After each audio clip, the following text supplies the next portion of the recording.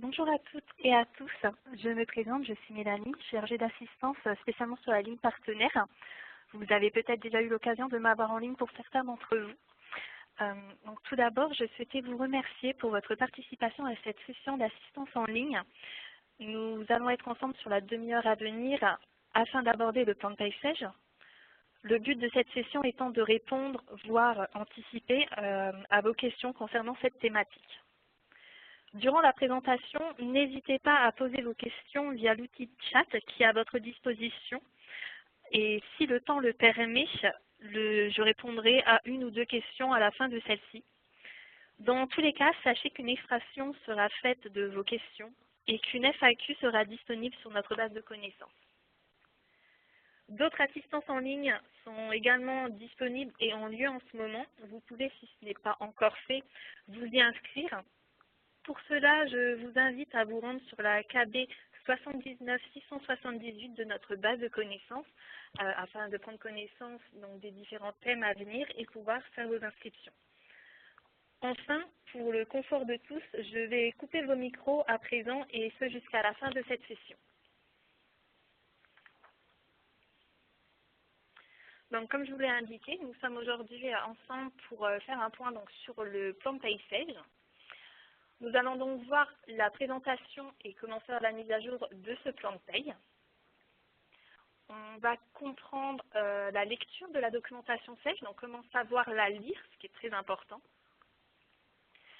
Je vais vous montrer comment faire la récupération des données de paye donc dans vos PRH ou dans vos plans de paye utilisateurs.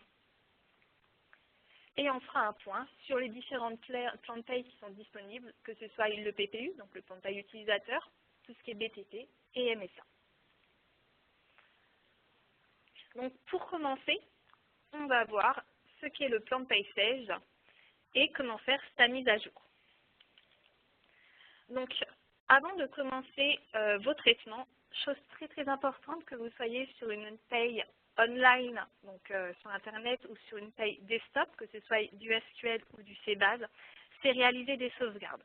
C'est très important car si vous avez fait une erreur, nous devrons soit revenir sur les traitements manuellement, soit repartir d'une sauvegarde et recommencer. S'il n'y a pas de sauvegarde, ça sera vraiment une modification manuelle.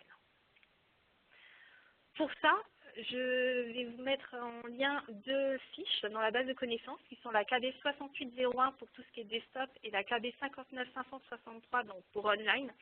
Ces deux fiches vont reprendre l'essentiel des sauvegardes à réaliser, donc n'hésitez pas à les consulter. Une fois les sauvegardes réalisées de vos différents PRH, on va commencer donc le traitement pour la mise à jour de vos PRH via les plans de paysage. Donc première chose, à quoi sert le PPS et comment faire le téléchargement. Donc le plan de paysage ou PPS permet la mise à jour automatique et sécurisée du paramétrage du plan de paye par un simple chargement d'un fichier qui contient les nouveautés légales et sociales. Donc on vous le met à disposition en général début janvier pour les gros traitements qui arrivent et au fur et à mesure de l'année quand des nouveautés légales sortent. Grâce à la documentation qui est livrée avec le plan de paysage, les utilisateurs, donc vos clients, prendront connaissance de l'ensemble de ces paramétrages et feront récupérer les données qui concernent leur métier.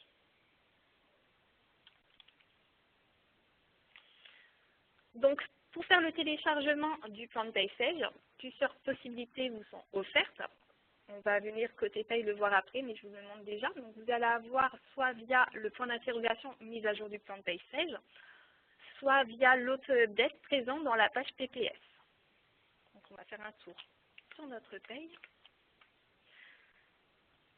Donc, comme je vous ai indiqué, vous pourrez aller dans le point d'interrogation à côté de fenêtre, puis faire mise à jour du plan de paysage. Sur la petite fenêtre qui va s'ouvrir, vous aurez plusieurs possibilités. Soit faire télécharger, soit parcourir. Donc télécharger si vous avez Internet directement sur le poste. Parcourir pour télécharger sur un autre ordinateur où vous auriez une connexion Internet. Récupérer le point zip et venir le récupérer via une clé USB sur l'ordinateur où la mise à jour doit être faite. Nous, on va faire le téléchargement. Donc il faudra juste appuyer sur le bouton télécharger, patienter le temps du téléchargement.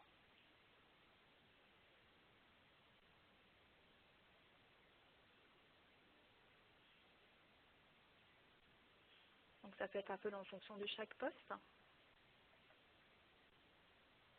Et une fois la mise à jour faite, une seconde pop-up va s'ouvrir où on va vous demander si vous souhaitez télécharger la documentation.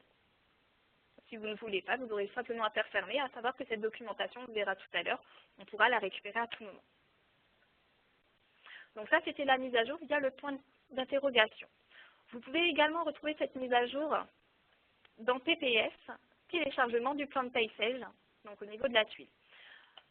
Ça revient au même, ça sera la même fenêtre qui apparaîtra. On aura également le bouton télécharger ou parcourir ou fermer.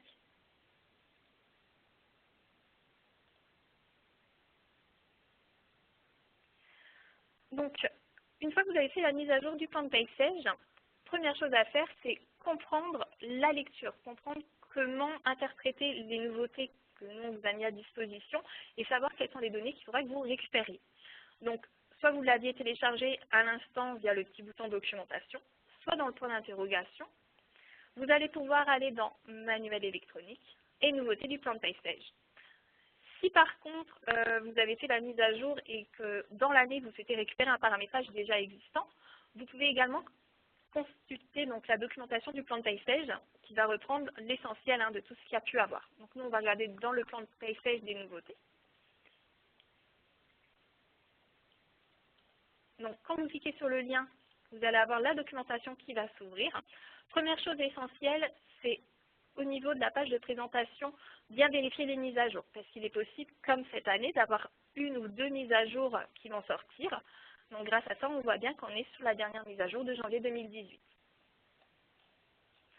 Vous aurez ensuite systématiquement une table des matières qui va vous reprendre les différents thèmes qui sont sortis. Par exemple, le SMIC horaire, vous avez la nouvelle normes sur le plafond de la sécurité sociale, les modifications sur l'allègement sillon, sur les saisies sur salaire ou autres.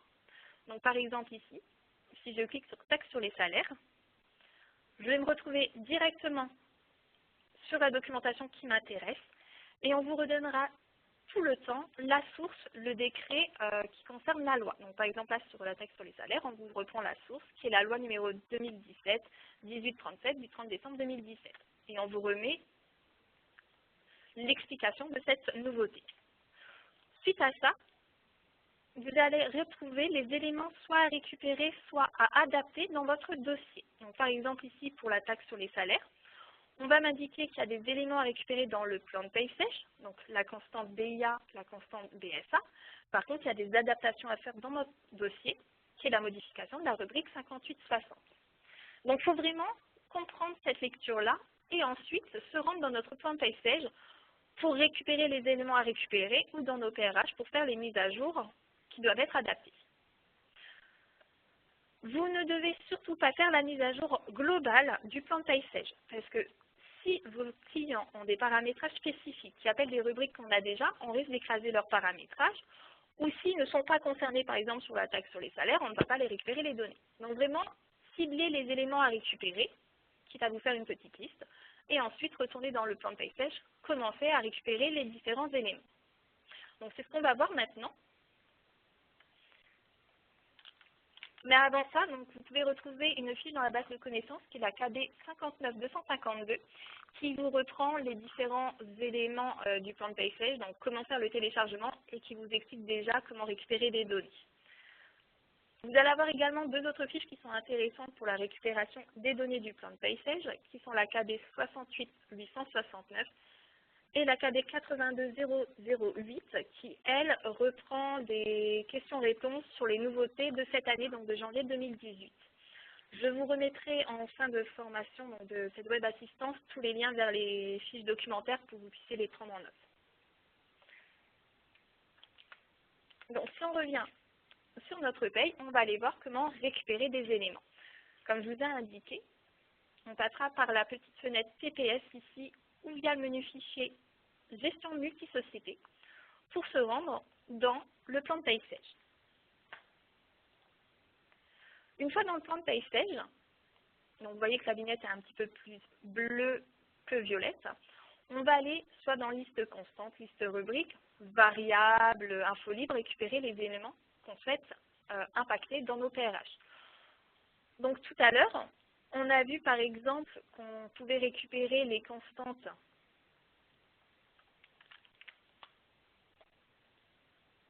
BIA, donc c'était dans la documentation hein, par rapport à ce qu'on vient de lire.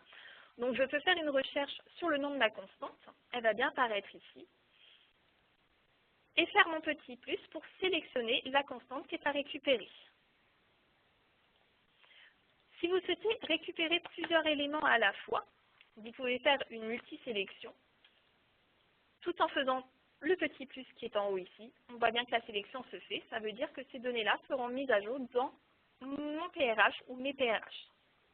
Si vous souhaitez désélectionner celle que vous avez sélectionnée, un petit moins, et on n'aura plus l'astérix. Une petite chose qui est intéressante à savoir, vous allez avoir ici une colonne, code MAJ ou effet, qui vous permet de faire un tri par rapport aux nouveautés qui sont sorties. Donc par exemple ici en faisant code MAJ, je vais retrouver un tri sur les années janvier 2011, janvier 2012, 2015, 2016, etc. Et je vais savoir que tout ce qui a été mis à jour dans mon dernier plan de PayStage sont celles qui sont soit en date d'effet au 01/01/18, soit en janvier 2018. Donc comme ça, vous êtes sûr de récupérer vraiment les dernières nouveautés. Et venir ici et se dire, bah, par exemple, voilà, le SMIC horaire a changé, je vais le mettre en surveillance, je vais faire mon petit plus. Et je sais que quand je vais faire la mise à jour de mon PRH ou de mes PRH, mon SMIC sera mis à jour. Quand vous allez fermer une fenêtre, vos sélections ne seront pas perdues tant que vous ne sortez pas du menu Plan de PayStage. Donc si vous retournez sur vos PRH, donc sur vos dossiers, il faudra revenir dans la gestion multisociété, refaire vos sélections si vous n'avez pas fait la mise à jour. Par contre, tant que vous restez dans la gestion multisociété, vous pouvez sélectionner ici une constante, fermer la fenêtre, aller dans une rubrique, sélectionner les rubriques qui vous intéressent, refermer la fenêtre et continuer sur les différents menus. La sélection restera bien présente. Autre petite astuce à connaître, ça va être les codes de correspondance. Donc beaucoup d'entre vous ne savent pas ce que c'est.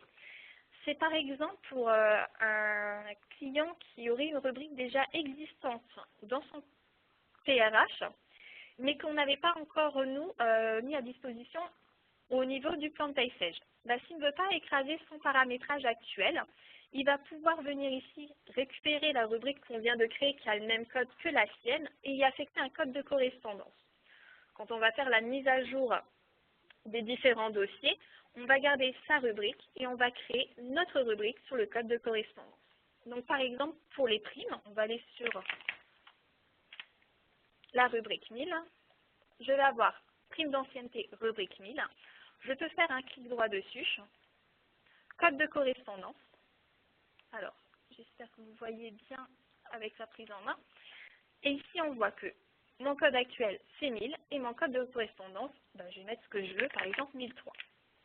Quand je fais faire la mise à jour de mes dossiers, la rubrique 1000, donc son paramétrage, qui est celui-ci, va être récupéré, mais en 1003. Donc le client aura bien la rubrique 1000 qu'il a pour un autre paramétrage et la nouvelle rubrique qui correspond à celle-ci. Donc, je vous rappelle, un clic droit, code de correspondance. Autre donnée à connaître pour récupérer des éléments du plan de PayStage, c'est la récupération des codes DUX.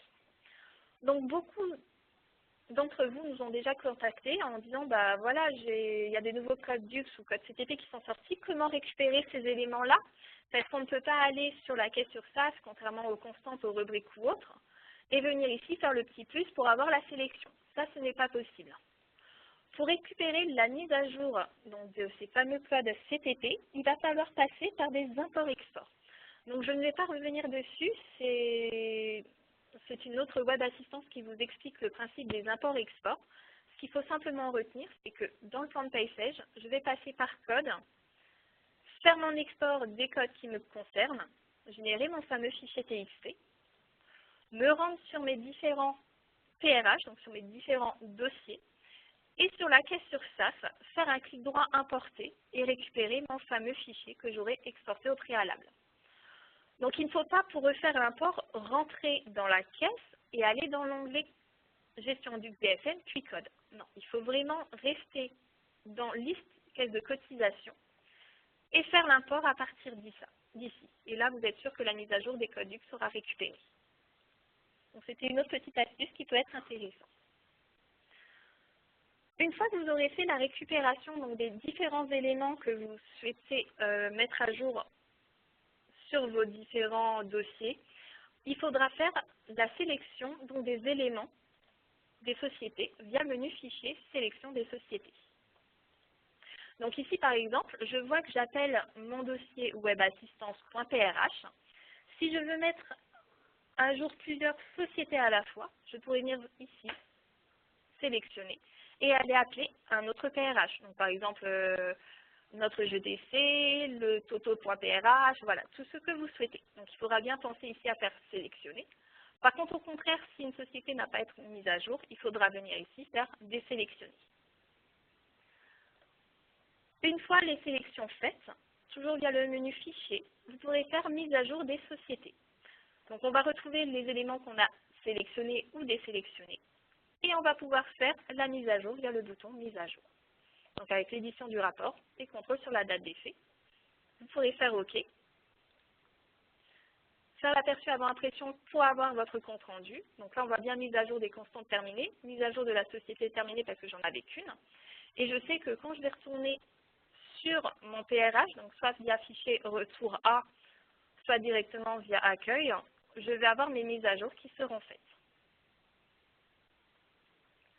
Via le menu Fichier, vous pourrez également faire la mise à jour d'un plan de paye utilisateur. Donc c'est le même principe que la mise à jour des sociétés. On va déjà sélectionner les éléments qu'on veut affecter dans notre plan de paye utilisateur.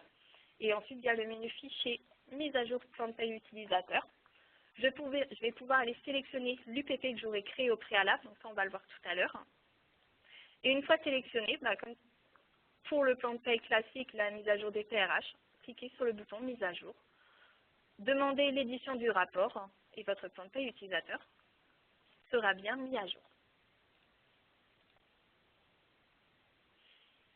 Donc là, on a vu comment récupérer les différentes données, comment mettre à jour le plan de paye sage utilisateur, le plan de paye sage classique. Donc maintenant, on va se concentrer sur le plan de paye utilisateur ou UPP. Une fiche est également disponible dans la base de connaissances. Il s'agit de la KB 16774, donc n'hésitez pas également à la consulter. Donc on va revenir sur la paye. Donc pour se rendre dans le plan de paye utilisateur, soit comme tout à l'heure, on va passer par fichier mise à jour, fichier gestion multi-société, soit via la tuile PPS, on va ici dans plan de paye utilisateur. Je vais avoir ici plan de paye.upp qui apparaît. Si je veux en créer un nouveau, je ferai fichier nouveau tout simplement. On voit bien que l'extension se met. Le nommer comme on souhaite, assistance par exemple, enregistrer, remettre une authentification, donc on va mettre web assistance, OK. Et là, j'ai fait la création donc, de mon plan de paye utilisateur.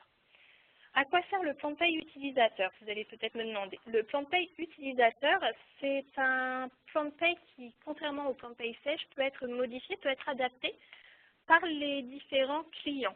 Donc si par exemple, ils veulent mettre en place un paramétrage spécifique et l'affecter à une dizaine de sociétés, ils ne vont pas passer une société par une société par une société. Ils vont venir dans le plan de paye utilisateur faire les modifications qu'ils souhaitent, créer les constantes, les rubriques ou autres qu'ils souhaitent également, et faire une mise à jour globale comme pour le plan de paye sage sur les différents PRH sur lesquels ils veulent récupérer le fameux paramétrage. Donc par exemple, dans liste constante, je vais retrouver nos différentes constantes du plan de paye classique, liste rubrique. Ici, le salarié va pouvoir créer les rubriques qu'il souhaite. Donc par exemple, une rubrique de brut, comme tout à l'heure la 1003 pour une prime, faire le paramétrage qu'il veut. Donc vous voyez, c'est vraiment libre d'accès, contrairement au plan de paye sage où c'est figé.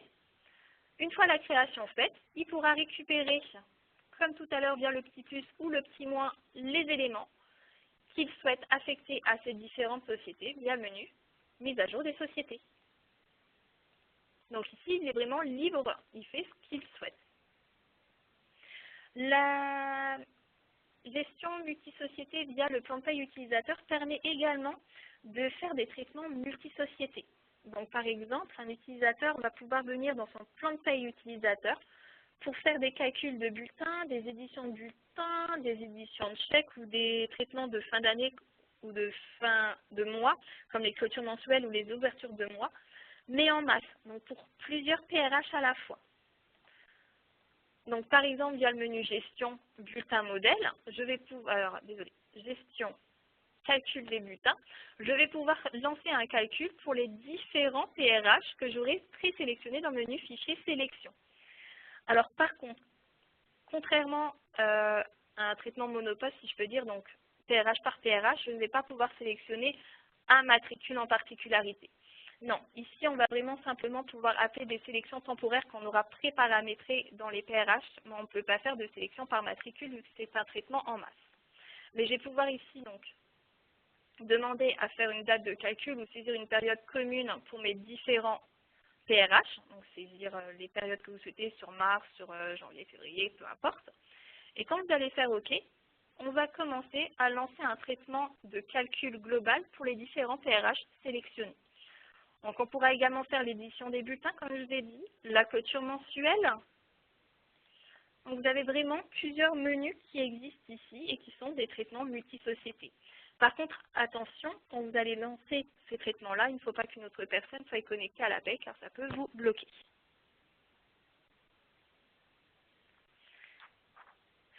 Toujours concernant le plan de paye utilisateur, sachez que vous allez pouvoir faire des imports-exports pour récupérer des paramétrages. À l'image des codes DUX que je vous ai montré tout à l'heure, ça reste une autre web assistance qui est disponible donc sur notre base de connaissances. N'hésitez pas à aller la consulter.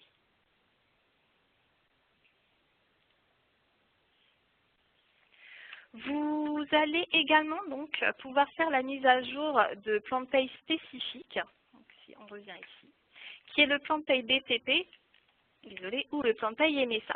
Donc vous avez une fiche également disponible dans la base de connaissances qui est la KB 41871 où on va vous expliquer comment faire la mise à jour de ces plans de paye-là. Je ne vais pas revenir sur le principe, c'est à l'identique du plan de paye utilisateur ou du plan de paye sèche. Vous allez avoir une documentation. Vous pouvez lire la documentation, pointer les éléments que vous souhaitez récupérer. Via le menu liste, constante, rubrique ou autre, sélectionnez les éléments qui vous concernent et après dans le menu fichier mise à jour des sociétés, lancez le traitement de mise à jour. Donc c'est vraiment le même principe. Une fois que vous avez fait donc vos différentes mises à jour légales, vous pourrez retourner sur vos PRH. Donc par exemple, moi sur ma web assistance. Alors, hop. Et il faudra penser, par exemple pour vos rubriques qui viennent d'être créées, à aller affecter vos bulletins modèles. Donc, je prends toujours l'exemple de ma rubrique 1000 primes d'ancienneté. Si vous venez de la récupérer, il faudra venir ici dans le bulletin modèle, affecter le bulletin modèle ou les bulletins modèles sur lesquels elle va être impactée. Vous pouvez également passer par gestion bulletin modèle, par exemple employé, et activer la nouvelle rubrique qu'on vient de sélectionner ou les nouvelles rubriques qu'on vient de sélectionner. Donc, la 1000, elle doit déjà y être. On aurait pu venir ici la sélectionner. Et ensuite, relancer l'édition de mes bulletins et j'aurai bien mes éléments qui seront mis à jour.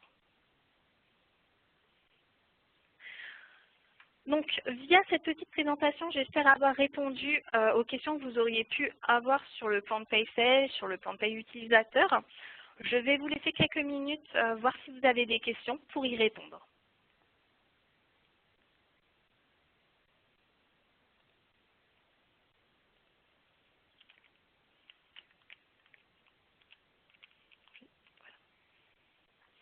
Alors, nous avons une question. Donc, on nous demande à quoi sert l'option contrôle. Ah oui, en effet, je n'ai pas vu. Donc, l'option contrôle sur la date d'effet. Alors, si je reviens sur la paye, je vais vous montrer. Quand vous êtes en mise à jour des sociétés depuis le plan de paye sèche,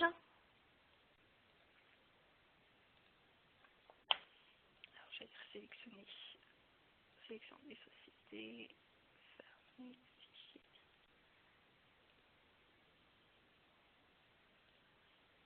Alors, j'ai oublié rubrique, on va les prendre, peu importe la une, voilà, fichier. Voilà, donc quand vous faites la mise à jour, vous avez une case ici, contrôle sur la date d'effet. Donc à quoi cette case peut-elle servir? Je vais vous donner un exemple. Si vous avez un taux de cotisation qui va subir une modification, on va dire là on est en mars, donc en avril 2018, et que vous souhaitez déjà récupérer cette fameuse rubrique ou cette fameuse constante, on va avoir un contrôle qui va être fait au moment de la sélection de ces éléments qui vont avoir une date d'effet à avril 2018. Et donc le taux de la rubrique ne sera pas actualisé côté paye tant qu'on est sur un mois antérieur, donc par exemple mars en ce moment. Si par contre vous décochez cette case contrôle sur la date d'effet, peu importe qu'on soit sur une date d'effet ultérieure, donc avril, mai, juin, juillet ou autre, le taux de la rubrique ou des éléments qu'on aura récupérés seront mis à jour sur vos PRH. Donc ça peut être source d'erreur. C'est pour ça que nous, on vous a bien mis ici contrôle sur la date d'effet. Et la date d'effet, je vous l'ai montré en tout début de formation. Donc par exemple sur les rubriques, je vous ai montré qu'on avait des colonnes code MAJ ou effet. Donc si par exemple je fais un tri sur la date d'effet, vous voyez on va retrouver, alors je suis allée un petit peu trop haut, des dates d'effet au 1er janvier 2017, au 1er janvier 2018. Donc si on était en décembre et que j'avais sélectionné ces éléments, du moment où la case était cochée, j'aurais eu un blocage. Et il aurait fallu que je vienne sur janvier resélectionner les éléments. Donc c'est vraiment une sécurité qu'on vous a mis à disposition. Si vous voulez, le programme va vérifier que les dates d'effet à transférer sont vraiment postérieures à la période de paye qui est en cours au niveau des PRH. Alors, est-ce que vous avez d'autres questions? Apparemment, tout est clair pour vous. Donc, je vais vous remettre simplement la petite vignette avec les différentes fiches dans la base de connaissances pour que vous puissiez les prendre en note. Et je vous invite à vous inscrire sur les autres web assistances qui sont à venir. Donc, on aura peut-être l'occasion de se revoir.